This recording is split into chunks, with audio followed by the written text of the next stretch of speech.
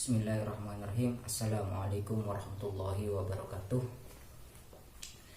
Nama saya Akil Fahim Ali, nomor NIM 1910-2042. Pada kesempatan hari ini saya akan menerangkan atau mempresentasikan tentang hakikat bahasa dan fungsi bahasa.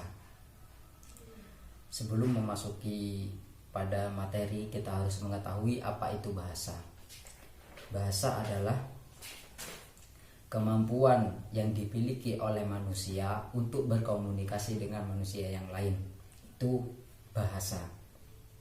Dan menurut Ibnu Jimi, aswatun yu'abbiru biha kullu qaumin an a'riduhum, yaitu aswatun bunyi yu'abbiru yang mentakbirkan atau mengekspresikan biha kullu qaumin di setiap kaumnya an a'ridihim tentang semua keinginannya, terserah itu menggunakan keinginan apa saja.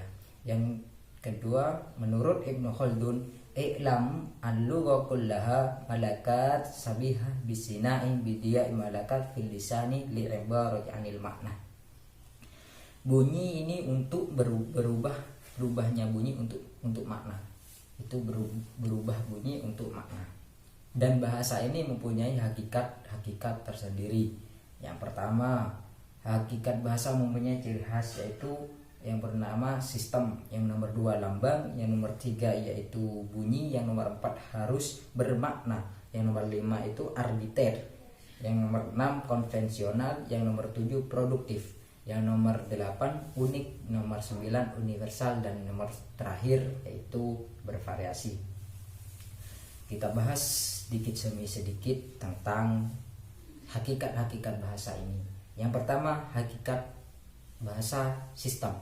Sistem merupakan yaitu unsur-unsur atau unsur dan unsur lain ini tidak bisa dipisahkan atau satu kesatuan. Contohnya seperti rumah. Ini ada unsur atap dan tiang, tembok, dan lain sebagainya. Ini jika dipisahkan tidak bisa dinamakan bahasa, tidak bisa dinamakan rumah. Begitupun dengan bahasa. Di bahasa ini ada sistem-sistemnya tersebut. Yang pertama sistem bunyi, yang nomor 2 sistem kata, dan sistem kalimat, dan sistem makna. Ini tidak bisa dipisahkan antara 4 tersebut. Yang nomor 2 yaitu lambang. Lambang yaitu tanda atau simbol yang menunjukkan sesuatu, yang menggambarkan sesuatu. Contohnya ini kursi, ya itu harus menunjukkan pada kursi, bukan tulisan kursi. Ini kursi tapi ini tulisan kursi. Ini kursi, bukan, itu bukan kursi tapi tulisannya kursi. Yang dimaksud kursi itu kursinya yang terbuat dari kayu atau plastik itu lambang. Yang nomor 2 bunyi. Bunyi, kalau bahasa ini harus mempunyai bunyi. Jika tidak ada bunyi, ini bukan bahasa. Bagaimana dengan tulisan? Tulisan jika ditulis tapi bisa dibaca, itu kan mengeluarkan bunyinya, yaitu tulisannya itu bisa dikatakan wakil dari bunyi. Yang nomor 5, bahasa itu harus arbiter. Apa arbiter?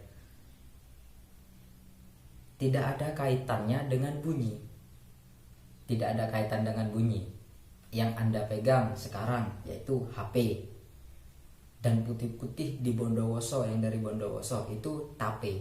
Cuma beda sedikit tapi maknanya beda banget gitu, beda jauh maknanya, dan tidak ada kaitannya dengan bunyi. Tape, HP itu hampir sama, tidak ada kaitan dengan bunyi. Yang selanjutnya konvensional. Di sini yang arbiter ini terserah kita untuk apa, untuk mengatakan itu apa dan apa itu terserah. Contohnya kalau di Malaysia mobil itu kereta, kalau di Indonesia kereta ya kereta, yang ada relnya itu kereta. terserah kita mau menamakan apa. Di sini dinamakan mobil, kalau di Malaysia dinamakan kereta, tergantung konvensionalnya. Lah ini masuk ke konvensional, yaitu urfi atau ijtimai atau kesepakatan antara pengguna bahasa tersebut atau tentang sebuah simbol gitu. Kalau di Malaysia sudah sepakat bahwa mobil itu dinamakan kereta. Kalau di Indonesia ya mobil, kereta ya kereta, begitu. Itu yang dinamakan konvensional. Yang selanjutnya, bahasa itu harus produktif. Bahasa ini bisa dikembangkan atau produktif. Kata yang dimiliki tidak akan pernah habis. Contohnya doroba ya tribu dorban Muhammad doroban itu bisa dikembangkan. Doroba ya doroba dorobu dorobata dorobna gitu, terus bisa dikembangkan. Atribu terus bisa dikembangkan. Yang nomor 8 yaitu bahasa unik. Ini bahasa adalah unik karena setiap bahasa itu mempunyai gaya bahasa tersendiri. Seperti bahasa Arab, bahasa Indonesia, bahasa Jawa, bahasa Madura, bahasa Sunda, bahasa yang lainnya itu mempunyai bahasa tersendiri. Tidak bisa kita mengikuti bahasa atau gaya bahasa menggunakan bahasa Arab dan mengikuti bahasa Madura gitu. Contohnya seperti ini. Ila aina la adri la adri gitu. Tidak bisa mengikuti bahasa Arab, tidak bisa mengikuti gaya bahasa Madura atau bahasa Jawa dengan intonasinya tersebut. Yang nomor selanjutnya yaitu bahasa itu universal. Yang dimaksud universal ini bahasa mempunyai a, i, u, e, o. Ini universal. Kecuali e. E ini di dalam bahasa Arab tidak ada. Yang ada a, i, u. Ini bisa di bahasa Arab. Ini yang a, i, u ini universal. Semuanya bahasa pasti ada a, i, u, e, o. A, i, u, e. A, i, u itu. Kalau di bahasa Inggris ada a, i, u, e, o, di bahasa Indonesia ada a, i, u, e, o, dan semuanya ini mesti ada a, i, u. Ini universal. Bahasa bervariasi. Jadi masuk bahasa bervariasi tergantung tempatnya atau tergantung orangnya gitu. Yang dimaksud tergantung tempatnya dan orangnya yang dibilang tadi. Kalau kereta itu di Malaysia itu bahwasanya mobil, kalau di Indonesia itu adalah kereta yang ada relnya gitu. Tergantung dari tempatnya atau tergantung dari orangnya. Seterusnya yaitu fungsi bahasa. Yang pertama untuk berkomunikasi dengan kaum. Yang seperti tadi yang disebutkan tadi, aswatu yu'abbiru biha kullu qaumin an a'ridihim, itu menunjukkan bahwasanya fungsi bahasa itu untuk berkomunikasi pada sesama kaum atau kaum-kaum yang lain begitu.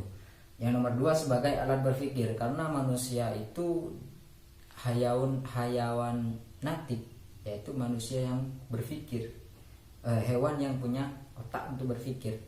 Seperti kita untuk mengembangkan teknologi, kita tidak bisa sendiri atau kita harus mempunyai bantuan dengan yang lain, dengan bahasa-bahasa yang lain.